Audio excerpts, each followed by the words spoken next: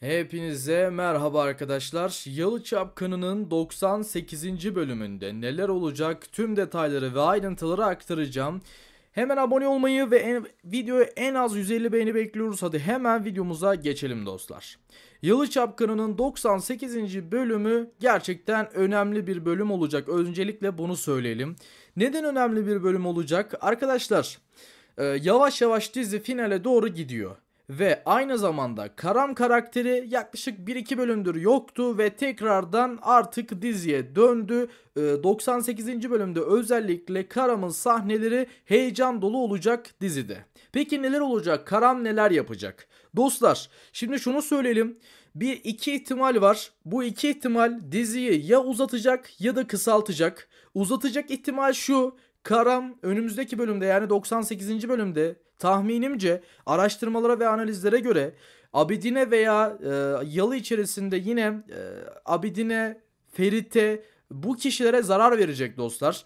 Seyran'a zarar verme ihtimali düşük, Abidine zarar verme ihtimali yüksek ama genel olarak Karam zarar verecek ve zarar vermesiyle beraber dizinin final olma olasılığı birazcık daha azalacak ve dizi uzayacak dostlar. Onu sizlere söyleyelim. Dizi bu şekilde uzamış olacak. Ama bir diğer ihtimal de şu ki Karam tam böyle Abidine vesaire zarar verirken polisler yakalayacak ve Karam diziden ayrılmış olacak. Bu da dizinin ömrünü birazcık kısaltacak ve haliyle 100. bölümde değil ama hani 103'te, 104'te, belki 105'te final yapmasına sebep olacaktır.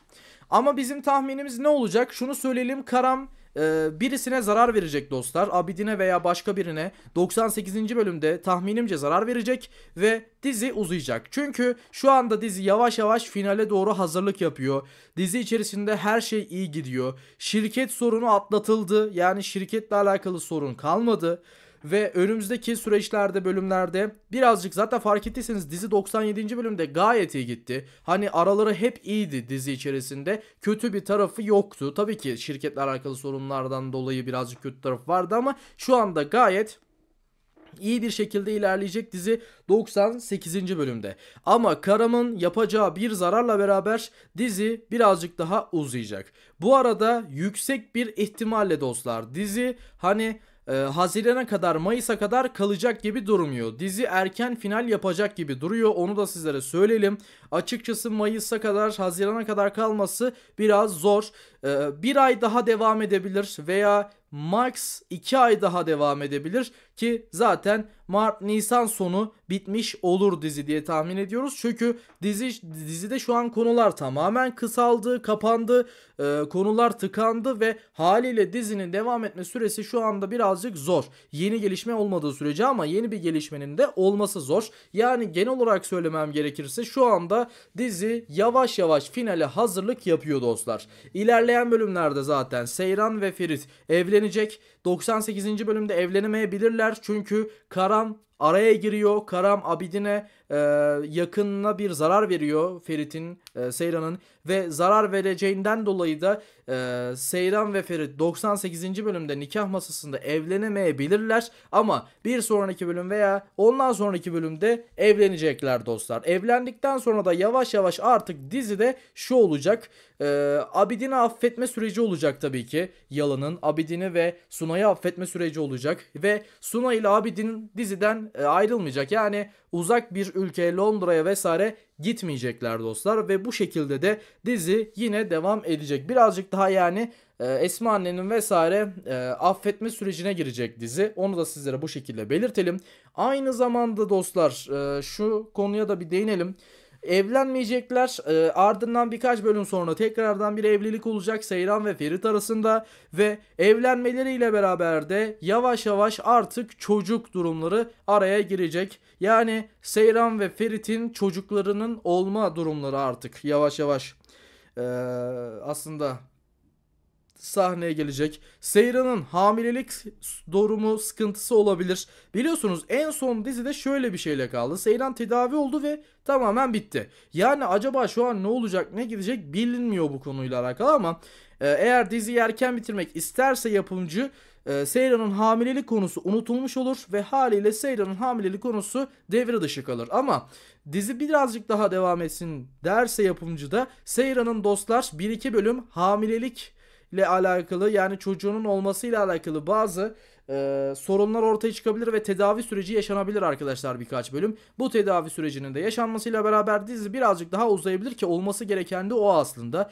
Yani çünkü en son Seyran tedavi oluyordu. Tedavisi bitti. Hiçbir şekilde sonucu vesaire olmadı. Yani bu şekilde kaldı. O nedenle şimdi muhtemelen Seyran ve Ferit evlendikten sonra Seyran Ferit'e bu o çocukluk durumunu anlatacak gibi duruyor ve ardından Seyran tedavi olacak. Tedavisi tabii ki birkaç bölüm boyunca devam edecek. Birkaç bölüm Seyran'ın tedavisiyle, hamilelik tedavisiyle vesaire dizi oyalanacak derken sonra Seyran'ın tedavisi olumlu sonuçlanacak. Bazı heyecan verici anlar tabii ki bu süreçte yaşanacak. Ardından da Seyran ve Ferit'in çocuğu olacak. Muhtemel bir şekilde de dizinin sonunda dostlar Halis Ağa diziye gelecektir. Yani dizi bitmeden önce, dizinin bitişine yakın, finalinden önce veya son bölümünde Halis Ağa diziye gelecektir ve dizi bu şekilde final yapacaktır. Ama hani dizi birazcık final yapıyor diye birazcık içimizde de bir üzüntü, kırgınlık var. Çünkü yaklaşık neredeyse 3 senedir, yani bu diziye de 2 senedir 3 senedir alışmış durumdayız. Ciddi anlamda da izlemiş durumdayız ve gerçekten oyunculara da artık ciddi anlamda kanımız ısınmış durumda. Çok güzel bir senaryo oldu, iyisiyle kötüsüyle. O nedenle dizinin bitmesi birazcık bizleri de üzüyor açıkçası.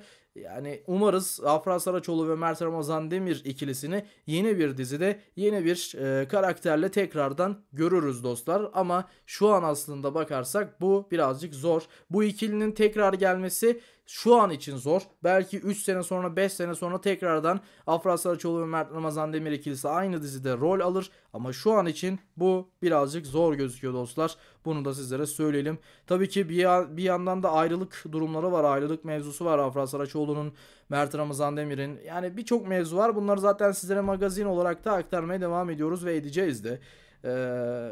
Bu şekilde dostlar, açıkçası yeni gelişmeler.